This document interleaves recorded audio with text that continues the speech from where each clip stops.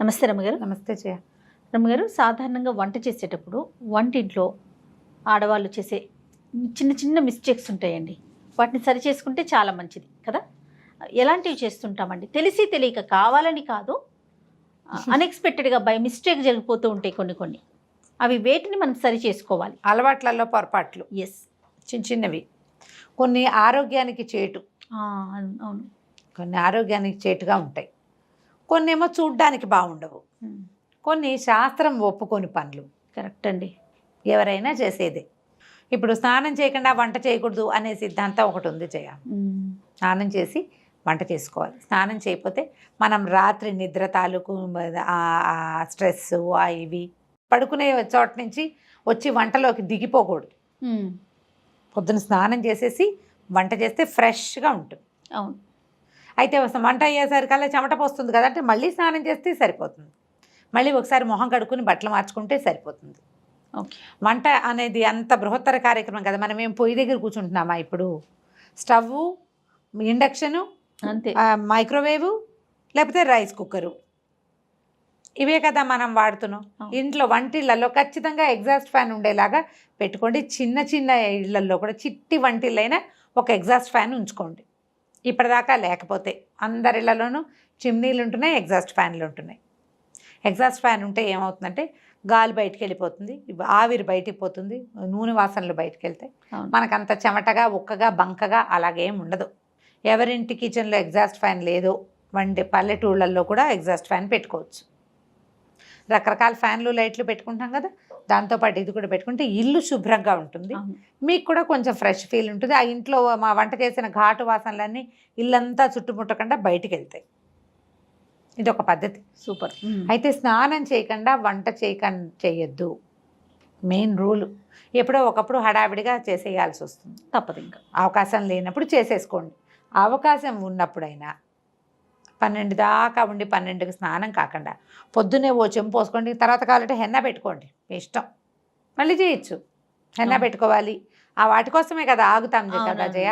బట్టలు ఉతుక్కోవాలి, హెన్నా పెట్టుకోవాలి, ఇంకేదో చెయ్యాలి, ఇల్లు ఊడ్చి తడిబెట్టి పెట్టుకోవాలి. ఒక చెంబు నీళ్ళు పోసుకొని స్నానం ఫ్రెష్గా తర్వాత పనులు మొదలు పెట్టుకోండి. అయితే ఇల్లు వాకిలి ఊడ్చాక స్నానం చేస్తే బాగుంటుంది. ఇల్లు ఊడ్చుకోవటం అది పొద్దున్న చేసేస్తాం కదా, పొద్దున్నే చేసేస్తారు. పని వాళ్ళు ఉంటే ఆ వీలు వేరేవి. సాధారణంగా చేయకూడని మిస్టేక్ స్నానం చేయకుండా వంట చేయటం. మీ అవకాశాన్ని బట్టి చేయండి అమ్మా. ఇది శాస్త్రం చెప్పిందే అయినప్పటికీ మనం ఇప్పుడు పరుగు జీవితాలు వేరు మనవి. అవును. మనకున్న స్ట్రెస్, మనకున్న టైము, దాన్ని మేనేజ్ చేసుకునేటట్టుగా వీలుగా ఎలాగోలాగా కుదుర్చుకోండి. కనీసం పర్వదినాల్లోనూ పండగల్లో అయినా స్నానం చేసి వంట చేసుకోండి. ఓకే. కనీసం పర్వదినాల్లో ఇదొకటి. తర్వాత జుట్టు విరబోసుకుని వంట చేయొద్దు. నాలాగా ఇంత చిన్న పిల్లకున్న వాళ్ళు కూడా ఒక క్లిప్ పెట్టుకోండి.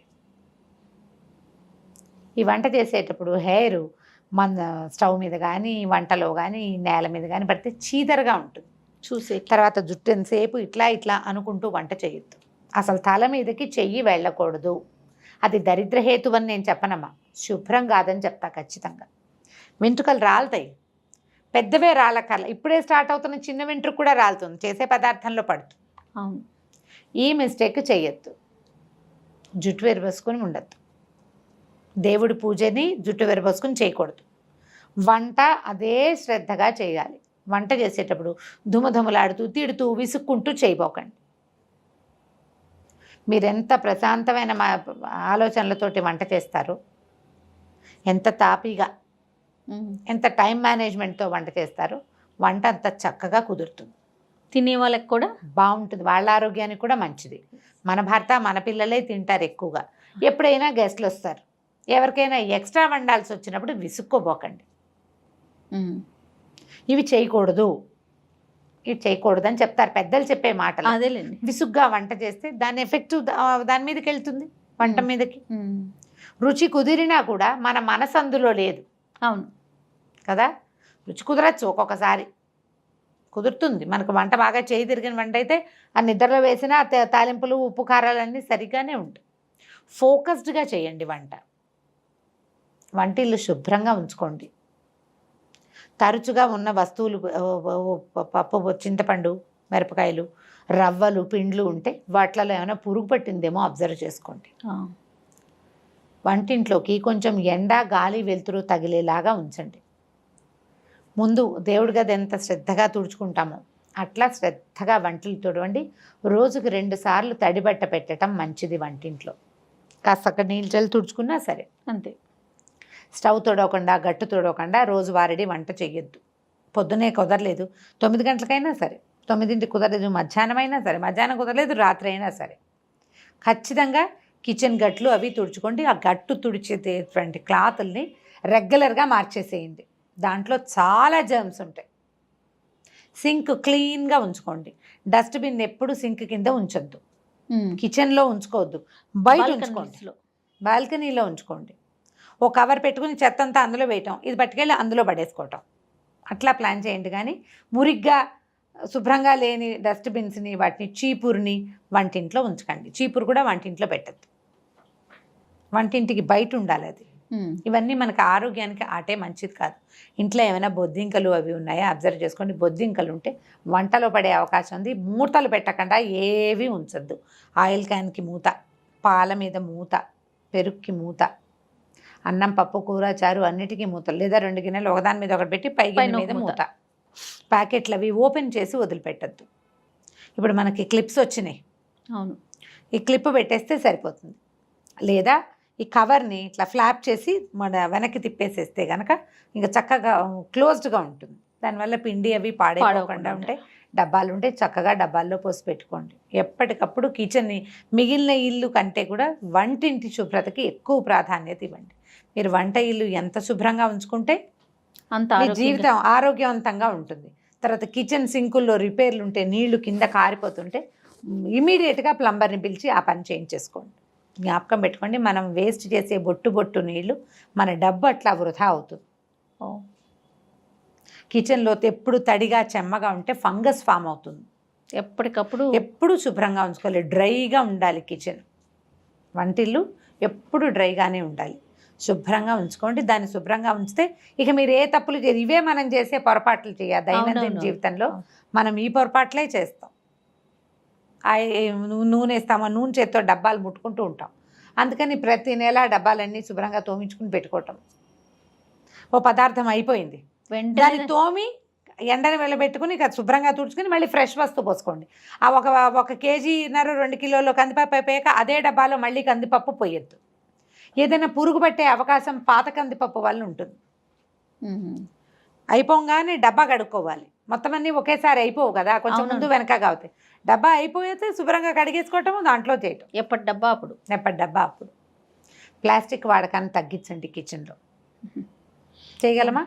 ట్రై చేయాలి రమ్మగారు. ట్రై చేయాలి. చాలా వరకు చేయొచ్చు. ఎందుకంటే ఇప్పుడు మనకి స్టీల్ డబ్బాలు వచ్చేస్తున్నాయి కదా, బాగా గ్లాస్ జార్స్ బాగా ఆ మధ్య ప్లాస్టిక్ ఒక ఫ్యాషన్ అయింది కదా రమ్మగారు. ఇప్పుడు అవేర్నెస్ వచ్చింది, వద్దు మళ్ళీ మనం పాత పద్ధతిని ఫాలో అవుతాం అనేసి. కావాలంటే స్టీల్ డబ్బాల మీద పేర్లు పెట్టుకోవటమే అంతే.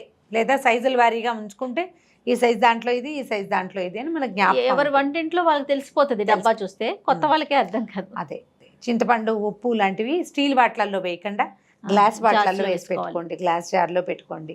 పింగాణివి దొరుకుతాయి మనకు, చక్కగా దొరుకుతున్నాయి కదా.